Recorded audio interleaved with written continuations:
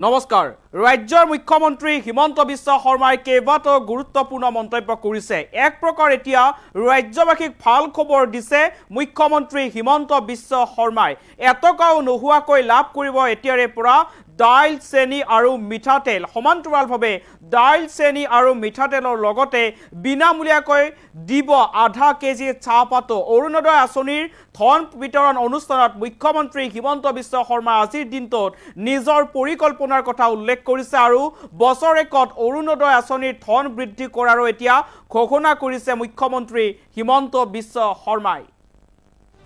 জনাইছো এটা গুৰুত্বপূৰ্ণ খবৰ এটকাও নোহোৱাকৈ লাভ কৰিব চেনি দাইল মিঠাতেল আৰু নিমখ লগতে বিনামূলীয়াকৈ লাভ কৰিব আধা কেজি চাহপাত ডাঙৰ আঁচনি ৰূপায়ণৰ পৰিকল্পনা কৰিছে মুখ্যমন্ত্ৰী হিমন্ত বিশ্ব শৰ্মাই অৰুণোদয় আঁচনিৰ ধন বিতৰণ অনুষ্ঠানতে এই ঘোষণা কৰিছে মুখ্যমন্ত্ৰীগৰাকীয়ে সুলভ মূল্যৰ দোকানত বিনামূলীয়াকৈ চৰকাৰে দিব খাদ্য সামগ্ৰী ৰাজ্যৰ মুখ্যমন্ত্ৰী হিমন্ত বিশ্ব শৰ্মাৰ ৰাজ্যবাসীৰ বাবে এটা বৃহৎ ঘোষণা অৰুণোদয় আঁচনিৰ ধন বৃদ্ধি কৰাৰ কথা ঘোষণা কৰিছে মুখ্যমন্ত্ৰী হিমন্ত বিশ্ব শৰ্মাই প্ৰতি বছৰে বৃদ্ধি কৰা হ'ব অৰুণোদয় আঁচনিৰ ধন আৰু এটকাও নোহোৱাকৈ লাভ কৰিব চেনি দাইল মিঠাতেল আৰু নিমখ সমান্তৰালভাৱে আধা কেজি চাহপাতো এতিয়াৰে পৰা বিনামূলীয়াকৈ বিতৰণ কৰিব বিনামূলীয়াকৈ ৰাজ্যবাসীক দিব বিজেপি চৰকাৰে আজিৰ দিনটোত অৰুণোদয় আঁচনিৰ ধন প্ৰদান অনুষ্ঠানত মুখ্যমন্ত্ৰী হিমন্ত বিশ্ব শৰ্মাই ৰাজ্যবাসীকে ভাল খবৰ দিছে বিনামূলীয়াকৈ লাভ কৰিব চেনি দাইল নিমখ আৰু মিঠাতেল চেনি দাইল নিমখ মিঠাতেল বিনামূলীয়াকৈ লাভ কৰাৰ সমান্তৰালভাৱে আধা কেজিকৈ চাহপাত দিয়াৰ ঘোষণা কৰিছে মুখ্যমন্ত্ৰী হিমন্ত বিশ্ব শৰ্মাই সমান্তৰালভাৱে প্ৰতি বছৰে এতিয়াৰে পৰা অৰুণোদয় আঁচনিৰ ধন বৃদ্ধি কৰাৰ কথাও ঘোষণা কৰিছে মুখ্যমন্ত্ৰী হিমন্ত বিশ্ব শৰ্মাই ৰাজ্যবাসীৰ বাবে এটা যথেষ্ট ভাল খবৰ আছে কাৰণ মুখ্যমন্ত্ৰী হিমন্ত বিশ্ব শৰ্মাই নিজৰ পৰিকল্পনাৰ কথা ইতিমধ্যে ঘোষণা কৰিছে আৰু মুখ্যমন্ত্ৰীগৰাকীয়ে মন্তব্য কৰিছে যে এতিয়াৰে পৰা এটকাও নোহোৱাকৈ লাভ কৰিব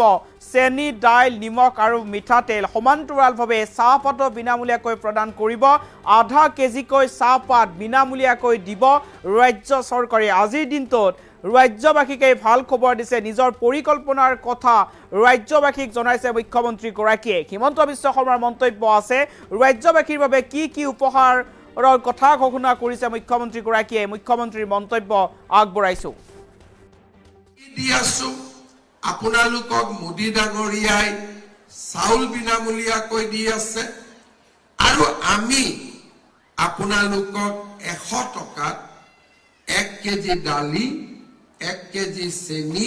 আৰু 1 কেজি নিমখ দি আছো মোৰ মনটো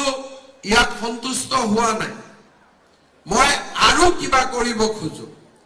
সেই কাৰণে ভগৱানে আৰু বিশেষকৈ আপোনালোকে যদি মোক আশীৰ্বাদ কৰে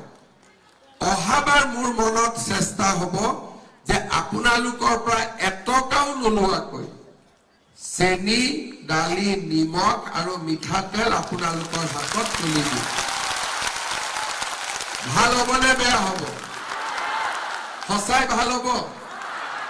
তাৰ লগতে ফটক কৰি নহয় লাহেকৈ নহলে কোনবাই কব মামা কৈছিলে কৰা নাই অলপ পিছলৈকে মই আপোনালোকক আধা কেজি চাহপাতো তুলি দিব খোজো কিন্তু অলপ পিছলৈকে সোনকালে নহয় কাৰণ মই কাৰোবাৰ ঘৰত গলে চাহ খাব লাগিব নহয়